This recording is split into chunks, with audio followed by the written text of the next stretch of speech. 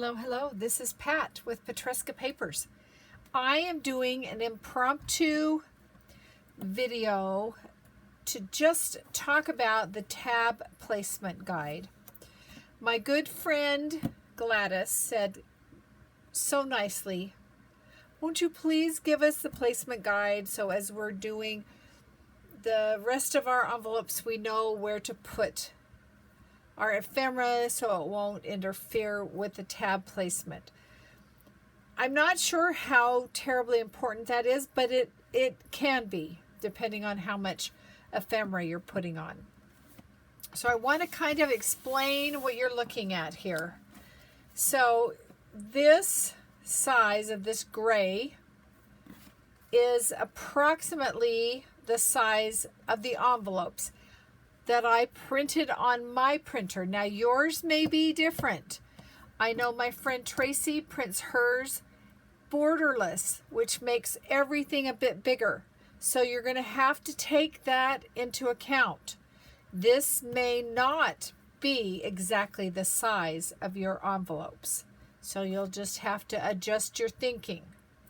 So there's this square and this square, or this rectangle and this rectangle. It's not as big as your envelope as far as width, but it's only about height that we're concerned with for tab placement.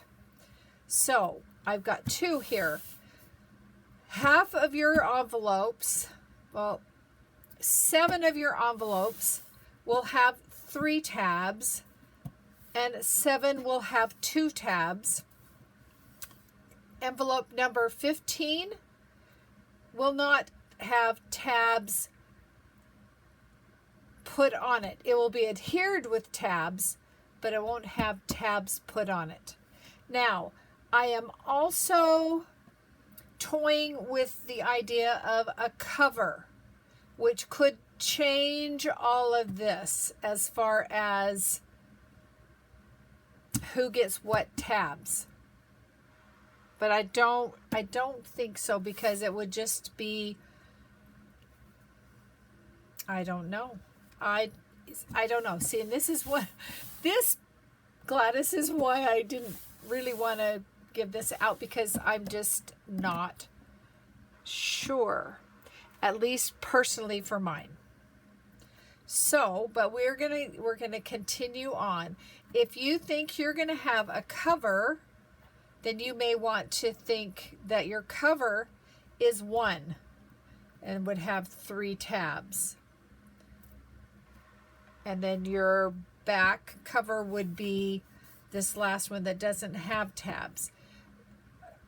And I feel like I'm speaking in riddles, because until I show you how this tab binding comes together, it won't make sense. But we're just going to go with what we've got. Now, I don't want you to go cutting and doing a bunch of tabs. This is for the placement of your ephemera so that you can be guided. So for instance, this, there will be a tab there, there, and there. It doesn't really interfere with my ephemera. This is the second envelope, and same thing here. That may interfere just a little there. This is envelope, I don't know, are you 3? Yes, this is 3, and so that will go there. And I will take out my ephemera, and there will be a tab there, there, and there. I don't really want you being concerned about, well, what am I going to use for a tab? Because we're going to talk about that. I have another sheet, and if this looks somewhat familiar, this was what I gave you, but I have reformatted it to be